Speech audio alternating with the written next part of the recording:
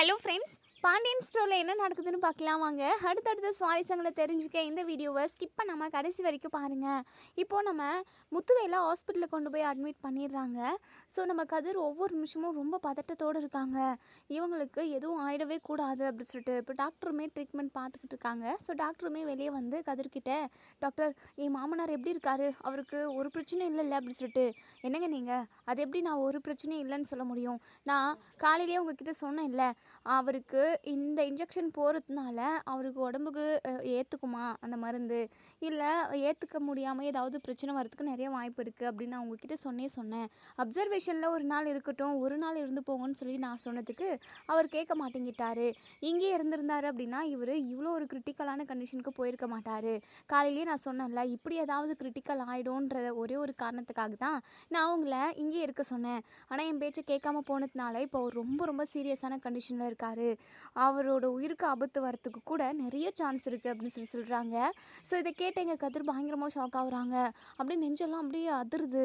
ஐயோ டாக்டர், என் மாமாவுக்கு மட்டும் எதுவும் ஆகிடக்கூடாது டாக்டர். நானுமே அவருக்கு நிறைய டைம் சொன்னேன் இங்கே இருந்து பார்த்துட்டு போகலான்னு சொல்லிட்டு. ஆனால் அவர் தான் கேட்கவே மாட்டேங்கிட்டாரு. அவருக்கு மூச்சு விடுறதுல சிரமமாக இருக்குது. அது மட்டும் இல்லாமல் இருமல், வாமிட், மயக்கம்னு சொல்லிட்டு இது அத்தனையுமே வந்திருக்கு டாக்டர். அவருக்கு எதுவும் ஆகக்கூடாது டாக்டர். எப்படியாவது என் மாமனாரை காப்பாற்றிடுங்க டாக்டர் அப்படின்னு சொல்லிட்டு கதிர் பயங்கரமாக அழுகுறாங்க. ஸோ டாக்டர் இருந்துட்டு, அதாவது டாக்டருக்கே ஒரு மாதிரி கஷ்டமாக இருக்குது. இங்கே பாருங்கள், நீங்கள் அழுகுறீங்க, அதை பார்த்து எனக்குமே கஷ்டமாக தான் இருக்குது. எங்களுக்கும் அவரை காப்பாற்றணும்னு ஆசை தான். ஆனால் அதையும் தாண்டி அந்த கடவுள் ஒன்று நினச்சிட்டாரு அப்படின்னா நம்மளால் எதையுமே மாற்ற முடியாது இல்லைங்க. இங்கே பாருங்கள், நான் சொன்னப்போவே நீங்கள் இங்கே இருந்திருந்தீங்க அப்படின்னா இவருக்கு இவ்வளோ மோசமான ஒரு கண்டிஷன் வந்திருக்காது. இதுக்கப்புறம் எல்லாமே அந்த கடவுள் கையில் தான். நாங்கள் எங்களால் முடிஞ்ச அளவுக்கு நிறைய எஃபோர்ட் போட்டு நாங்கள் அவரை காப்பாற்றுறதுக்காக முயற்சி பண்ணுறோம். அதை தாண்டி உங்களுக்கு நான் நல்ல வார்த்தை சொல்கிறதுக்கு என்கிட்ட எதுவும் இல்லைங்க அப்படின்னு சொல்லிட்டு டாக்டர் வந்து போயிடுறாங்க. ஸோ ட்ரீட்மெண்ட்டுமே நடந்துக்கிட்டு தான் இருக்குது. கதிருக்கு அப்படியே என்ன பண்ணுறதுனே தெரியல. அப்படியே பைத்தியம் முடிக்கிற மாதிரி இருக்குது. ஐயோ மாமா, உங்களுக்கு ஏதாவது ஒன்று ஆயிடுச்சு அப்படின்னா ராஜி, வீட்டில் உள்ளவங்க மற்றவங்க எல்லாருமே எப்படி மாமா தாங்குவாங்க? ஐயோ என்னாலே தாங்க முடியாதே. அப்படி இருக்கிறப்போ அவங்க மட்டும் எப்படி தாங்குவாங்க அப்படின்னு சொல்லிட்டு இங்கே நம்ம கதிர் வந்து அப்படியே ரொம்பவே பதறாரு. நெஞ்செல்லாம் அப்படியே படபடன்னு அடிக்குது. ஹார்ட் பீட்டெல்லாம் ரொம்ப ஃபாஸ்ட்டாக துடிக்குது. என்ன பண்ணுறதுனே தெரியாமல் அப்படியே தலைமையில கையை வச்சுக்கிட்டு சேர் மேலே உட்காந்துட்டுருக்காங்க. ஸோ வீட்டில் உள்ள ஒட்டுமொத்த பேருக்குமே இப்போது நம்ம முத்துவேலுக்கு கேன்சர் தான் அப்படிங்கிற விஷயத்த தெரிஞ்சுக்கிறாங்க. ஏன்னா இங்கே சக்திவேல் வந்து பயங்கரமாக கோவப்பட்டு எங்கள் பாண்டியன் கிட்ட, உன் பையன் பணத்துக்காகவும் சொத்துக்காகவும் தான் என் அண்ணன் கூட தெரிஞ்சுக்கிட்டு இருக்கான், சுற்றிக்கிட்டு இருக்கான். என் அண்ணனுமே அந்த கதிர் தான் ரொம்ப முக்கியம் அப்படின்னு சொல்லிட்டு தலைமையில தூக்கி வச்சு கொண்டாடிக்கிட்டு இருக்காரு. ஆனால் கடைசியில் அந்த கதிர் எல்லா சொத்து பத்தையும் பிடுங்கிக்கிட்டு நடுத்தெருவில் விட்டுட்டு போகிறான்.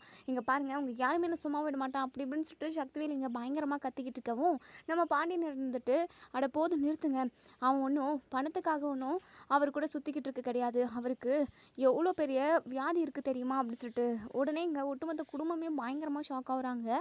நம்ம அப்போ தான் இருந்துட்டு, என்ன மாப்பிள்ள சொல்கிறீங்க அப்படின்னு சொல்லி கேட்கவும், ஆமாம் அத்தை, அவருக்கு கேன்சர் இருக்குது. அவர் கூட ட்ரீட்மெண்ட்டுக்காக மட்டும் தான் கதிர் வந்து போய்கிட்டு இருக்கானே தவிர மற்றபடி மற்ற எதுக்காகவும் எதிர்பார்த்தலாம் கிடையாது அப்படின்னு சொல்லிட்டு நம்ம பாண்டியனே கண் கலங்கிக்கிட்டு சொல்கிறாங்க. ஸோ இதை கேட்ட ஒட்டுமொத்த குடும்பமே அப்படியே கலங்கி போய் நிற்குது. எங்கே நம்ம வடிவு, ஐயோ என் புருஷனுக்கா கேன்சர் அப்படின்னு சொல்லிட்டு அங்கேயே மயக்கம் போட்டு கீழே விழுந்துடுறாங்க. நம்ம ராஜிக்குமே இதை ஏற்றுக்கவே முடியல. ஸோ உடனே நம்ம மாறி தண்ணி கொண்டு வந்து இங்கே நம்ம வடிவு முகத்தில் தெளித்து, அக்கா எந்திரிங்கக்கா, அக்கா கொஞ்சம் தைரியமாக இருங்கக்கா, கண்டிப்பாக மாமாவுக்கு எதுவும் ஆகாது அப்படின்னு சொல்லிட்டு இங்கே மாறி வந்து நம்ம வடிவுக்கு தைரியம் சொல்கிறாங்க. ஆனாலுமே மாறிக்குமே ரொம்ப ரொம்ப கஷ்டமாக தான் இருக்குது. இப்போ இங்கே நம்ம சக்திவேலே அப்படியே இடிஞ்சு போயிடுறாரு. உடனே குமார் இருந்துட்டு, அப்பா என்னப்பா இவங்க என்னென்னமோ சொல்லிக்கிட்டு இருக்காங்க, இதெல்லாம் உண்மையாக இருக்கும்னு நீங்கள் நினைக்கிறீங்களா? உடனே சக்திவேல் இருந்துட்டு, கண்டிப்பாக என் அண்ணனுக்கு இப்படி ஒரு வியாதி இருக்கவே இருக்காது. இவங்க எல்லாருமா சேர்ந்து பொய் சொல்கிறாங்க. எதையாவது ஒன்று சொல்லி அது மூலமாக இதுக்கு செலவாச்சு அதுக்கு செலவாச்சுன்னு பணத்தை அடிக்கிறதுக்காக தான் குடும்பமாக பிளான் பண்ணிக்கிட்டு இருக்காங்க அப்படின்னு சொல்லிட்டு சக்திவேல் வந்து அதை நம்பவே இல்லை. இவங்க பணத்துக்காக தான் இப்படி பண்ணிக்கிட்டு இருக்காங்கன்னு சொல்லிட்டு தான் சொல்லிக்கிட்டு இருக்காங்க. உடனே இங்கே நம்ம பாண்டியன் இருந்துட்டு, அட உங்ககிட்ட எப்படி சொல்லி தான் நான் புரிய வைக்க முடியும், நான் சொல்கிறது தான் உண்மை அப்படி சொல்லிட்டு உடனே கோமதி பாண்டியன் கிட்ட ஓடி வந்து, ஏங்க என்னங்க சொல்கிறீங்க, என் அண்ணனுக்கு கேன்சரா, ஏங்க உங்களுக்கு தெரியுமாங்க, நீங்கள் சும்மா அது சொல்கிறீங்களா? ஐயோ அடியே, நான் எதுக்கு பொய் சொல்ல போகிறேன், எனக்கு என்ன பொய் சொல்லணும்னு ஆசையா, அதுவும் இப்படி ஒரு வியாதியை சொல்லணும்னு எனக்கு என்ன ஆசையாக இருக்குது அப்படி சொல்லிட்டு பாண்டியன் சொல்லவும் இங்கே நம்ம கோமதியுமே ரொம்பவே நொறுங்கி போகிறாங்க.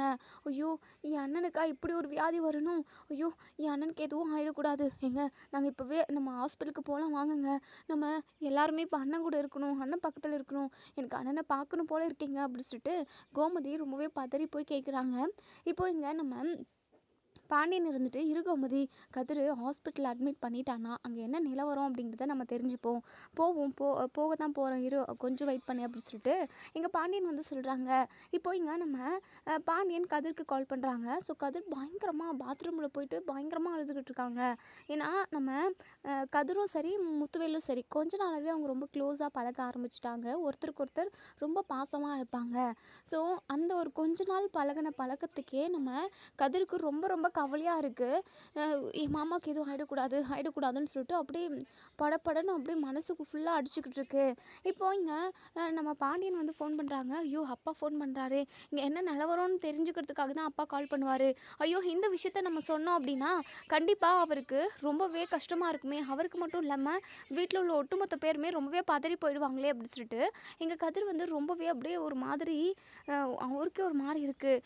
திரும்ப திரும்ப நம்ம பாண்டியன் கால் பண்ணிக்கிட்டே இருக்காங்க. சரி பேசுவோம், தைரியமாக பேசுவோம் அப்படின்னு சொல்லிட்டு இப்போது இங்கே நம்ம கதிர் கால் அட்டன் பண்ணி சொல்லுங்கப்பா அப்படின்னு சொல்லிட்டு, கதிர் நீ அவரை ஹாஸ்பிட்டல் அட்மிட் பண்ணிட்டல, டாக்டர்கிட்ட என்ன ஏதுன்னு கேட்டியாப்பா அப்படின்னு சொல்லி கேட்கவும், அது வந்துப்பா அதெல்லாம் ஒன்றும் பிரச்சனை இல்லைப்பா, அவருக்கு எந்த ஆபத்தும் இல்லைன்னு சொல்லியிருக்காங்க, கரெக்டான டைமுக்கு நான் கொண்டு வந்துட்டேன்ப்பா, அதனால தான் அதாவது அவருக்கு உயிருக்கு ஆபத்து இல்லாமல் நல்லா இருக்காரு அப்படி இப்படின்னு சொல்லிட்டு மழுப்பவும் பாண்டியனுக்கு ஏதோ ஒரு சந்தேகம் வருது. இங்கே பாரு கதிர், எதாக இருந்தாலும் என்கிட்ட சொல்லு, நீ பேசுகிற விதத்தை பார்த்தா எனக்கு என்னமோ பயமாக இருக்குது, எதுவாக இருந்தாலும் மறைச்சி வைக்காமல் உண்மையை சொல்லு கதிர், ஏன்னா நான் வீட்டில் உள்ள ஒட்டுமொத்த பேருக்குமே கேன்சர் அவருக்கு இருக்குன்ற விஷயத்த சொல்லிட்டேன் அப்படி சொல்லிட்டு, அப்பா என்னப்பா சொல்கிறீங்க அப்படின்னு சொல்லி கேட்கவும், ஆமாம் கதிர், இந்த சக்திவேலு தேவையில்லாமல் வார்த்தையெல்லாம் விட்டார், அதனால தான் என்ன நிலவரம் அப்படின்றத நான் சொல்லிட்டேன், இதுக்கப்புறமும் மறைச்சி வைக்கிறதுல ஒரு பிரயோஜனமும் இல்லை, என்ன நிலவரன்றதை எல்லாரும் தெரிஞ்சுக்கிட்டோம் கதிர், இதை மறைச்சி வச்சு பின்னாடிக்கு ஏதாவது பிரச்சனை வந்துச்சு அப்படின்னா உன்னதான் ஏதாவது சொல்லுவாங்க. இங்கே பாரு கதிர், நான் சொன்னதுமே ரொம்ப கரெக்டுன்னு தான் நான் நினைக்கிறேன், சரி இப்போ அவர் நல்லா தானே இருக்காரு அப்படின்னு சொல்லிட்டு நம்ம கதிருக்கு என்ன சொல்கிறதுனே தெரியல, அப்படியே ஒரு மாதிரி அப்படியே தொண்டை அடைக்கிற மாதிரி இருக்குது. உடனே ஃபோனை கட் பண்ணிடுறாங்க எதுவுமே சொல்லாமல். பாண்டியனுக்கு ஒரு மாதிரி குறுகுறுன்னு ஒரு அதாவது மனசுக்கு ஏதோ ஒரு மாதிரி தப்பாக தோணுது. இங்கே நம்ம அப்பத்தா இருந்துட்டு, என் பையன்கிட்ட நான் இப்போ போயே ஆகணும், என் பையன் பக்கத்தில் நான் இருக்கணும், என் பையன் முகத்தை பார்க்கணும்னு சொல்லிட்டு ரொம்பவே அடம் பிடிக்கிறாங்க. ஸோ சக்திவேல் இருந்துட்டு, அத்தா நீ கவலையப்படாதாத்தா, இவங்க கண்ணதை சொல்லி நம்மளை பயன்படுத்துகிறாங்க, அதான் இந்த குடும்பத்துக்கும் நமக்கும் ஆகாதுல்ல, அதனால தான் நம்ம எல்லாருமே பதறணுன்றதுக்காக தான் இப்படி பேசிக்கிட்டு இருக்காங்க, நீ கவலைப்படாதாத்தா, அந்த கதிர் எந்த ஹாஸ்பிட்டலுக்கு கூட்டிகிட்டு போயிருக்கான்னு சொல்லிட்டு கேட்டு சொல்லாத்தா, நான் உன்னை கூட்டிகிட்டு போகிறேன் அப்படின்னு சொல்லிட்டு இப்போ பாண்டியனுக்கு அந்த ஹாஸ்பிட்டல் வந்து தெரியும். ஸோ பாண்டியன்கிட்ட இங்கே நம்ம அப்பத்தா வந்து, மாப்பிள்ளை அந்த ஹாஸ்பிட்டல் பேர் சொல்லுங்கள் மாப்பிள்ளை, நான் இப்போ என் பையனை பார்க்கணும் மாப்பிள்ளை, உங்களை கையெடுத்து கும்பிட்றேன் மாப்பிள்ளை, கொஞ்சம் சொல்லுங்க மாப்பிள்ளை அப்படின்னு சொல்லிட்டு கெஞ்சி கேட்குறாங்க. இங்கே நம்ம பாண்டியனுமே அந்த ஹாஸ்பிட்டல் பேர் சொல்லிடுறாங்க. ஸோ ஒரு பக்கம் இங்கே குமார், அதுக்கப்புறம் சக்திவேல், ஆத்தா, அதுக்கப்புறம் மாறி வடிவுன்னு இவங்க எல்லாருமே ஒரு காரில் அவங்க காரில் கிளம்பி போயிடுறாங்க. ஸோ பாண்டியனுமே சைலண்ட்டாக நின்றுக்கிட்டு இருக்காங்க, எதுவும் தப்பாக நடந்துக்கூடாது அப்படின்னு சொல்லிட்டு. கோமதி இருந்துட்டு, எங்க நம்மளும் போவோம் வாங்க அப்படின்னு சொல்லிட்டு அதுக்கப்புறம் ராஜி எல்லாருமே பயங்கரமாக அழுதுகிட்டே ஹாஸ்பிட்டலுக்கு கிளம்பி போகிறாங்க. ஸோ ஹாஸ்பிட்டலில் நம்ம கதிர் அங்கேயும் இங்கேயுமா நடந்துக்கிட்டு இருக்காங்க, ரொம்பவே பதறி போயிருக்காங்க. டாக்டர் வேறு இப்படி சொல்லியிருக்காங்களே, என்ன பண்ணுறது, ஐயோ கடவுளே, நீ மட்டும்தான் எங்களுக்கு துணை, அந்த டாக்டரே அதை தான் சொன்னாங்க, கடைசி நேரத்தில் என் மாமாவை நீங்கள் தான் காப்பாற்றணும், அவர் ரொம்ப ரொம்ப பாவம், அவர் மனசு குழந்த மாதிரி, தயவு செஞ்சு என் மாமாவை காப்பாற்றிட்டு கடவுளே அப்படின்னு சொல்லிட்டு ஹாஸ்பிட்டலில் இருக்கிற பிள்ளையார் சாமிக்கிட்ட இங்கே நம்ம கதிர் வந்து வேண்டிக்கிறாங்க. இப்போது சக்திவேலுமே ஹாஸ்பிட்டலுக்கு வந்துடுறாங்க. ஸோ வந்ததுமே இங்கே கதிரை பார்த்துட்டு, டேய் என் அண்ணனை எங்கடா வச்சுருக்க அப்படின்னு சொல்லிட்டு, உள்ளதான் இருக்காரு அப்படின்னு சொல்லிட்டு ரொம்ப பதறி போகிறாங்க. உடனே சக்திவேல் இருந்துட்டு, இங்கே பாருடா, உன் அப்பா ஏதோ என் அண்ணனுக்கு கேன்சர் அது இதுன்னு சொல்கிறாரு, அதெல்லாம் உண்மையா பொய் தானே அப்படின்னு சொல்லிட்டு கதிருக்கு என்ன சொல்கிறதுனே தெரியல. உடனே நம்ம வடிவு இருந்துட்டு, ஏப்பா உண்மையை சொல்லுப்பா, உன் மாமாவுக்கு கேன்சர் இருக்கா, அப்படி எதுவும் இல்லைன்னு உன் வாயால் சொல்லுப்பா அப்படி சொல்லிட்டு நம்ம கதிர் எதுவுமே சொல்லாமல் அப்படி ஒரு மாதிரி அதாவது முழிக்கிறாங்க. உடனே இங்கே நம்ம அப்போ இருந்துட்டு, ஏயா இப்படி பார்த்துக்கிட்டே இருக்க, என்ன எதுன்னு சொல்லியா, எங்களுக்கு எல்லாருக்குமே ரொம்ப பதட்டமாக இருக்குது, பயமாக இருக்குது, முத்துக்கு ஏதாவது ஒன்றுனா கண்டிப்பாக கண்டிப்பாக எங்களால் யாராலுமே தாங்கிக்க முடியாதுயா. சொல்லியா முத்துக்கு எந்த பிரச்சனையும் இல்லைல்ல, அவன் வந்து சரியாகி வந்துடுவான் இல்லை அப்படி சொல்லிட்டு அப்போ தான் கேட்டுக்கிட்டே இருக்காங்க. உடனேங்க குமார் இருந்துட்டு, டேய் என்ன வீட்டில் உள்ள ஒட்டுமொத்த பேரும் கேட்டுக்கிட்டு இருக்காங்கல்ல, எல்லாரையும் கெஞ்ச வைக்கணும்னு நினைக்கிறியா? ஒழுங்காக சொல்லுடா, என் பெரியப்பாவுக்கு எதுவும் இல்லைன்னு சொல்லு. இல்லை என் பெரியப்பாவுக்கு பெரிய வியாதியை நீயே வர வச்சே என்ன? கண்டிப்பாக வர வச்சிருப்ப. அதுக்கு தானே என் பெரியப்பாவை அங்கே எங்கம்மா கூட்டுக்கிட்டு திரிஞ்சுக்கிட்டு இருந்த. பாவுண்டா என் பெரியப்பாவை நீ எதுவும் பண்ணக்கூடாது. என் பெரியப்பாவுக்கு எதுவும் இல்லைன்னு சொல்லுடா அப்படி சொல்லிட்டு உடனே இங்கே கதிர் இருந்துட்டு, இங்கே பாருடா, என்ன ஓவராக பேசிக்கிட்டு இருக்க? நான் இன்னும் மற்றவங்களுக்கு நோயை வர வைக்கிறவங்கலாம் கிடையாது. அப்படி மனசளவில் கூட நான் நினச்சி பார்க்குறவங்க கிடையாது. சும்மா தேவையில்லாமல் வார்த்தை விட்டுக்கிட்டு இருக்காத. நானே என் மாமனாருக்கு ஏதாவது ஆயிடுமோன்னு சொல்லிட்டு பயந்துக்கிட்டு இருக்கேன் அப்படின்னு சொல்லிட்டு உடனே இங்கே குமார் இருந்துட்டு, அப்பாப்பாப்பா செம்மையாக நடிக்கிறடா. உனக்கு என்ன என் பெரியப்பா மேலே அம்புட்டு அக்கறை இருக்கா என்ன? அதெல்லாம் ஒரு மண்ணாங்கட்டியும் இல்லை. சும்மா பணத்துக்காகவும் சொத்துக்காகவும் தான் என் பெரியப்பா பின்னாடி சுற்றிக்கிட்டு இருக்க நாய் மாதிரின்னு எனக்கு நல்லாவே தெரியும்டா அப்படி சொல்லிட்டு உடனே இங்கே நம்ம அப்பத்தா இருந்துட்டு, டே குமார் கொஞ்ச நேரம் அமைதியாக இரியாண்டா. கதிரு இங்கே பாருப்பா கதிரு, என்ன ஏதுன்னு கொஞ்சம் நிலவரத்தை சொல்லுப்பா, எனக்கு நெஞ்செல்லாம் பதறுதுப்பா அப்படி சொல்லிட்டு அப்பத்தா கேட்குறாங்க. உடனே இங்கே கதிர் இருந்துட்டு, என் அப்பா சொன்னது உண்மைதான். எங்கள் மாமனாருக்கு கேன்சர் இருக்கிறது உண்மைதான். 4th ஸ்டேஜை தாண்டிருச்சுன்னு சொல்கிறாங்க அப்படின்னு சொல்லுவோம். இதை கேட்டாங்க நம்ம அப்பத்தா, அதுக்கப்புறம் வடிவு மாறின்னு எல்லாருமே நெஞ்சு மேலே கையை வச்சுக்கிட்டு பயங்கரமாக அப்படியே பயங்கர ஷாக்கில் அதிர்ச்சியில் பார்க்குறாங்க. ஐயோ இப்படி ஒரு விஷயம் இருக்கக்கூடாதுன்னு நான் கடவுளை வேண்டிக்கிட்டே வந்தேனே. ஐயோ என் புருஷனுக்கு எதுவும் ஆகக்கூடாது அப்படின்னு சொல்லிட்டு ரொம்பவே பதறி போகிறாங்க நம்ம வடிவு. இப்போ நம்ம முத்துவேலுக்கு அதாவது மூச்சு நிறைய விட முடியாமல், அதாவது ஆக்சிஜன் அது இதெல்லாம் மாஸ்கெல்லாம் போட்டு தான் வச்சுருக்காங்க. ஆனால் அதையும் தாண்டி மூச்சு விடுறதுக்கு ரொம்ப சிரமப்பட்டுட்டு அப்படியே ஒரு மாதிரி பண்ணுறாங்க. ஸோ உடனே சிஸ்டர் இருந்துட்டு டாக்டரை கூப்பிட்றதுக்காக வெளியே ரொம்பவே வேகமாக ஓடி போகவும் உடனே சிஸ்டர்கிட்ட சக்திவேல் இருந்துட்டு, என்னங்க ஏன் இவ்வளோ பதட்டமாக ஓடி வரீங்க அப்படின்னு சொல்லிட்டு, இங்கே பாருங்கள் எதுவாக இருந்தாலும் கொஞ்ச நேரம் வெயிட் பண்ணுங்கள், நான் டாக்டரை பார்க்கணும் அப்படின்னு சொல்லிட்டு இங்கே டாக்டர்கிட்ட இங்கே நம்ம சிஸ்டர் வந்து ஓடி போகிறாங்க. டாக்டர்கிட்ட போயிட்டு, டாக்டர் வாங்க, பேஷண்ட் ரொம்பவே சீரியஸான கண்டிஷனுக்கு போகிறாங்க, அவங்களால மூச்சே விட முடியல, ஆக்சிஜன் மாஸ்க்குமே போட்டு தான் வச்சுருந்தோம், எல்லாமே அது இதுன்னு சொல்லிட்டு எல்லா கவனிப்பும் நான் பார்த்துக்கிட்டு தான் இருந்தேன், இருந்தாலும் அவரால் மூச்சு விட முடியல, மூச்சு விடுறதுக்கு ரொம்ப சிரமப்படுறாரு அப்படின்னு சொல்லிட்டு இங்கே நம்ம சிஸ்டர் வந்து டாக்டர்கிட்ட சொல்கிறாங்க. ஸோ டாக்டருமே ரொம்பவே பதட்டத்தோட இப்போது வந்து முத்துவேலை வந்து செக் பண்ணுறாங்க. ஸோ முத்துவேலை செக் பண்ணி பார்க்குறப்போ அவர் ரொம்பவே அபாய கட்டத்தில் இருக்கிறதா அவர் தெரிஞ்சுக்கிறாரு. ஸோ 1 நாளோ 2 நாள் மட்டும்தான் இருக்க முடியுன்ற மாதிரி டாக்டர் வந்து கன்சல்ட் பண்ணுறாங்க. ஸோ உடனே இங்கே வெளியே வரவும் நம்ம கதிர் இருந்துட்டு டாக்டர்கிட்ட, டாக்டர் என்னாச்சு டாக்டர், அவருக்கு ஒன்றும் இல்லைல்ல, சிஸ்டர் வேறு ரொம்பவே பதட்டமாக உங்களை கூட்டிகிட்டு வரதுக்காக வந்தாங்க, என்னாச்சு டாக்டர் அப்படின்னு சொல்லிட்டு கேட்குறாங்க. இப்போது இங்கே டாக்டர் இருந்துட்டு, சாரிப்பா மன்னிச்சிரு, அதாவது எப்படி எனக்கு சொல்கிறதுனே தெரியல, ஏன்னா உங்கள் வீட்டு ஆளுங்களாக நான் இருந்தேன், அவருக்கு நான் ரொம்ப நாளாகவே ட்ரீட்மெண்ட் பார்த்துக்கிட்டு இருக்கேன், அவருமே என் வீட்டு ஆளாக தான் நான் நினச்சிக்கிட்டு இருக்கேன், அவருக்கு இப்படி ஒரு நிலமை வரும்னு நான் நினைக்கல, நான் சொல்கிறத கேட்டிருந்தீங்க அப்படின்னா இப்படி ஒரு நிலமை அவருக்கு இல்லை, அவர் 2 நாளோ 1 நாளோ மட்டும்தான் உயிரோடு இருப்பார், மூச்சு விடுறதுக்கு ரொம்ப சிரமப்பட்டுக்கிட்டு இருக்காரு, அவர் அபாய கட்டத்தில் இருக்கார், இதுக்கப்புறம் நாங்கள் சொல்கிறதுக்கு எதுவும் இல்லை அப்படி சொல்லிட்டு டாக்டர் சொல்லிட்டு போயிடுறாங்க. ஸோ அங்கேவே வடிவு மாறி அதுக்கப்புறம் ராஜி, கோமதி, பாண்டியன்னு சொல்லிட்டு ஒட்டுமொத்த பேருமே இப்படி பயங்கரமாக கதறி கதறி அழுகுறாங்க. இங்கே நம்ம சக்திவேலுக்கு கோவம் வந்து இங்கே நம்ம கதிரோட ஷர்ட்டை பிடிச்சிக்கிட்டு, டேய் எல்லாத்துக்கும் காரணம் நீ தான், ஏன் அண்ணனுக்கு கேன்சர் இருக்கிற விஷயத்த வீட்டில் எல்லாருக்கிட்டையும் நீ முன்னாடியே சொல்லியிருந்த அப்படின்னா கண்டிப்பாக இந்த இவ்வளோ பெரிய கிரிட்டிக்கலான ஸ்டேஜுக்கு என் அண்ணன் வந்திருக்கவே மாட்டார், எல்லாத்துக்கும் நீ தானே காரணம், என் அண்ணனோட ஒட்டுமொத்த சொத்தையுமே அதுதான் அடையிறதுக்காக பிடுங்கிறதுக்காக தான் நீ என் அண்ணனுக்கு இப்படி ஒரு நிலைமையை உருவாக்குனேன்னு எனக்கு தெரியும், இந்த விஷயத்த நீ முன்னாடியே சொல்ல வேண்டியது தானடா, எதுக்காக மூடி மறைச்சி வச்சுக்கிட்டு இருந்த அப்படி சொல்லிட்டு ஷர்ட்டை பிடிச்சி பயங்கரமாக அடி வெளுத்து வாங்குறாங்க. உடனே பாண்டியன் இருந்துட்டு, இங்கே பாருங்கள் போதும் நிறுத்துங்க, என் பிள்ளை மேலே யாராவது இனிமேல் கை வச்சிங்க அப்படின்னா அப்படித்தான், அவனோட மாமனாரை காப்பாற்றணுன்றதுக்காக அவன் எப்படியெல்லாம் போகிறான்னா எப்படியெல்லாம் தவிச்சான் அப்படின்றது எனக்கு தெரியும், அவருக்கு ஆப்ரேஷன் நடந்தப்போ இவனாகவே இல்லை, ஒரு வாய் சாப்பாடு கூட அவன் சாப்பிட கிடையாது, அப்படி தவிச்சான் தெரியுமா, அவன் அதாவது என்ன மாதிரியான பையன் எனக்கு நல்லா தெரியும், சும்மா எதுக்கு எடுத்தாலும் சொத்து பத்துன்னு சொல்லிட்டு சும்மா அவங்க பணத்து திமிரெல்லாம் இங்கே நீங்கள் காட்டிக்கிட்டு இருக்காதீங்க அப்படின்னு சொல்லிட்டு பாண்டியன் வந்து சொல்கிறாங்க. கதிர் இருந்துட்டு, அப்பா இப்போ எதுவுமே சண்டை போட வேண்டாப்பா, அவர் திரும்ப வரணும்ப்பா, கண்டிப்பாக அவர் திரும்ப வருவார், எனக்கு ரொம்பவே நம்பிக்கை இருக்குப்பா அப்படின்னு சொல்லிட்டு உடனே குமார் இருந்துட்டு, ஆமாம் என் அண்ணன் என் பெரியப்பாவை ஒரே அடியாக போட்டு தள்ள முடிவு பண்ணி கடைசி கட்டத்துக்கு கூட்டிகிட்டு வந்துட்டீங்க, இப்போ எப்படி திரும்ப வருவார்?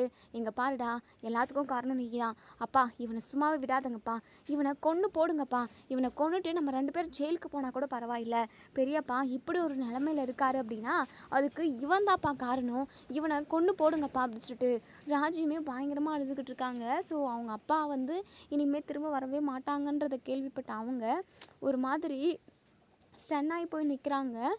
இங்கே நிறைய பிரச்சனை நடந்துக்கிட்டு இருக்குது. சக்திவேல் கதிரை போட்டு பயங்கரமாக அடிச்சுக்கிட்டு இருக்காங்க. அதை கூட அவங்க சரி கவனிக்கல. அவங்க அப்பாவோட நினப்பு தான். சின்ன வயசுலேருந்து எப்படியெல்லாம் இருந்தோம் அப்படின்றது எல்லாத்தையுமே இங்கே நம்ம ராஜு வந்து யோசிச்சு பார்த்து பயங்கரமாக அழுதுகிட்டு இருக்காங்க. இப்போது இங்கே டாக்டர் வந்து, இங்கே பாருங்கள், சும்மா எதுக்காக இப்படி சண்டை போட்டுக்கிட்டு இருக்கீங்க, இங்கெல்லாம் சண்டை போடக்கூடாது, சின்னதாக சத்தம் கூட வரக்கூடாது, மற்ற பேஷண்ட்டுக்கு டிஸ்டர்பன்ஸாக இருக்கும், தயவு செஞ்சு இப்படி சத்தம் போடாதீங்க, அது மட்டும் இல்லாமல் நீங்கள் பேஷண்ட்டை பார்த்து பேசுகிறதா இருந்தால் இப்போவே பேசிக்கோங்க, அவர் 1 நாளோ 2 நாளோ மட்டும்தான் இருப்பார், தேவையில்லாமல் இப்படி அடிச்சுக்காமல் போயிட்டு பேஷண்ட் பக்கத்தில் உட்காந்து 2 வார்த்தை பேசுங்க, அவருக்கு ஏதாவது ஆசை இருக்கான்னு கேளுங்க, இதெல்லாம் பேசுகிறத விட்டுட்டு நீங்கள் என்னென்னா அவர் ரொம்பவே கிரிட்டிக்கலான கண்டிஷனில் அபாய கட்டத்தில் இருக்கிறப்போ நீங்கள் இப்படி சண்டை போட்டுக்கிட்டு இருக்கீங்க, உங்களுக்கெல்லாம் என்ன சொல்கிறதுனே எனக்கு தெரியல அப்படின்னு சொல்லிட்டு இப்போது எல்லாருமே இங்கே நம்ம முத்துவேல் ரூமுக்கு உள்ளே போகிறாங்க. ஸோ முத்துவேல் வந்து கண் விழிச்சுக்கிட்டு மூச்சு விட முடியாமல் அப்படியே ரொம்பவே வேகமாக ஒரு மாதிரி இழுத்து இழுத்து விட்டுக்கிட்டு இருக்காங்க. அதாவது அவங்க நினைவு கான்சியஸ் எல்லாமே நல்லா தான் இருக்குது, எல்லா நினைவும் இருக்குது, இதெல்லாம் நம்ம சொந்தக்காரவங்க, இவங்க யார் என்ன நம்ம பிள்ளை பொண்டாட்டின்னு எல்லாமே அவங்களுக்கு தெளிவாக தெரியுது. ஸோ மூச்சு பயங்கரமாக விடுறாங்க. அது மட்டும் இல்லாமல் பேசுகிறதுக்குமே ரொம்பவே சிரமமாக இருக்குது.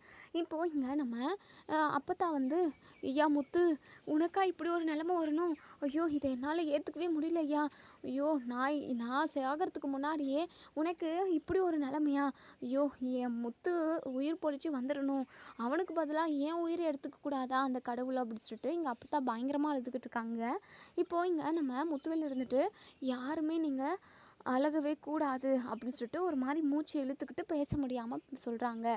இப்போது எல்லாருமே சைலண்ட் ஆகிடுறாங்க. முத்துவேல்கிட்ட சக்திவேல் இருந்துட்டு, அண்ணே நாங்கள் யாருமே பேசலைண்ணே, அண்ணே அண்ணே உங்களுக்கு ஏதாவது நிறைய வலிக்குதாண்ணே, எப்படின்னு என்ன உங்களுக்கு இருக்குது, இப்போ உங்களுக்கு கேன்சர் இருக்க விஷயம் எங்களுக்கு இப்போ தான் தெரிய வந்துச்சு, எல்லாத்தையுமே இங்கே நிற்கிறானே இந்த கதிர் எல்லாத்தையுமே மூடி மறைச்சிட்டானே, எல்லாமே போச்சு, இவனால் தான் உங்களுக்கு இப்படி ஒரு நிலமண்ணே அப்படின்னு சொல்லிட்டு உடனே இங்கே நம்ம முத்துவேல் சொல்கிறாங்க, பேச முடியாமல் ஒரு மாதிரி சொல்கிறாங்க, எல்லாத்துக்கும் காரணம் கதிரெல்லாம் கிடையாது, கதிர்கிட்ட நான் தான் உங்கள் யார்கிட்டையுமே இந்த விஷயத்த சொல்ல வேண்டான்னு சொல்லி வச்சுருந்தேன். அண்ணா ஏன்னா அப்படி சொன்னீங்க, எதுக்காக அப்படி சொன்னீங்க, இந்த விஷயம் முன்னாடியே எனக்கு தெரிஞ்சிருந்தது அப்படின்னா நான் பெரிய பெரிய டாக்டர்கிட்டலாம் பேசி எப்படியாவது உங்கள் உசுரை நான் காப்பாற்றிருக்குவேன், என்ன இப்படி ஒரு நிலைமைக்கு வந்துட்டீங்களேண்ணே, எங்ககிட்ட சொல்லியிருக்கலாம்ல அண்ணே அப்படி சொல்லிட்டு இப்போ முத்துவேல் சொல்கிறாங்க, இல்லை சக்தி, எனக்கு இப்படி ஒரு வியாதி இருக்குன்ற விஷயம் உனக்கு வீட்டில் உள்ள எல்லாருக்கும் தெரிஞ்சுது அப்படின்னா எனக்காக நீங்கள் எல்லாருமே அழுது தவிச்சு கஷ்டப்படுவீங்க, அதை என்னால் பார்க்க முடியாது சக்தி, அதனால தான் இந்த விஷயத்த சொல்லக்கூடாதுன்னு கதிர்கிட்ட நான் சத்தியம் வாங்கினேன், எனக்கு இப்படி இருக்கிறதுக்கு காரணம் கதிரெல்லாம் கிடையாது, அதே சமயம் இந்த விஷயத்த கதிர்கிட்ட நானாகவும் சொல்ல கிடையாது, நான் யதார்த்தமாக ஹாஸ்பிட்டல் போனப்போ என்னை பார்த்து கதிர் வந்து சந்தேகப்பட்டு நான் கன்சல்ட் பண்ணுற டாக்டர்கிட்ட போயிட்டு என்ன ஏதுன்னு விசாரித்ததுக்கப்புறம் தான் கதிர்க்கே இந்த விஷயம் தெரிய வந்திருக்கு, அதுக்கப்புறம் தான் நான் எப்போவுமே தனியாக தான் ஹாஸ்பிட்டலுக்கு செக்கப் போவேன், எனக்கே தெரியாமல் இந்த விஷயத்த தெரிஞ்சுக்கிட்டு தான் கதிர் வந்து நான் வேண்டவே வேண்டான்னு சொன்னாலும் என் கூட தனியாக என்னை அனுப்பாமல் என் கூட செக்கப்புக்கெல்லாம் கதிர் வருவான், கதிர் மேலே மற்றபடி எந்த தப்புமே இல்லை, ரொம்ப ரொம்ப தங்கமான பையன், 10 லட்ச ரூபா அவனோட அக்கௌண்ட்டுக்கு ட்ரான்ஸ்ஃபர் ஆச்சு அப்படின்னு சொல்லிட்டு நீ கூட கேட்டல, அது எல்லா பணத்தையுமே கதிர் என்னுடைய ஹாஸ்பிட்டல் செலவுக்கும் சர்ஜரி செலவுக்கு தான் செலவு பண்ணான், 1 ரூபா கூட என்கிட்டேருந்து கதிர் ஏமாற்ற கிடையாது, யாருமே கதிரை குத்தம் சொல்ல வேண்டாம், கதிர் ரொம்ப ரொம்ப தங்கமான பையன் அப்படின்னு சொல்லி சொல்கிறாங்க. இப்போ இங்கே நம்ம சக்திவேல் இருந்துட்டு, அண்ணே உங்களை இந்த நிலமையில பார்க்குறதுக்கு எங்களுக்கு ரொம்ப கஷ்டமாக இருக்குண்ணே அப்படின்னு சொல்லிட்டு பயங்கரமாக அழுகுறாங்க. இப்போ குமாருமே, பெரியப்பா பெரியப்பா உங்களுக்கு எதுவும் கூடாது பெரியப்பா, எங்களை விட்டு நீங்கள் போகக்கூடாது பெரியப்பா அப்படின்னு சொல்லவும், இப்போ தான் இங்கே நம்ம முத்துவேலுக்கு ஒரு விஷயம் ஞாபகம் வருது. குமாருக்கு கல்யாணம் ஏற்பாடு பண்ணியிருந்தோம்ல, நிச்சயம் நடந்துச்சுல்ல, அவனோட கல்யாணத்தை கூட பார்க்காம நம்ம போக போகிறோமோ அப்படின்னலாம் மனசுக்குள்ளே நினைக்கிறாங்க. இப்போ முத்துவேல் இருந்துட்டு, குமார் உன் கல்யாணத்தை பார்க்க முடியாமல் போயிடுமோன்னு எனக்கு ரொம்ப பயமாக இருக்குது குமார் அப்படின்னு சொல்கிறாங்க.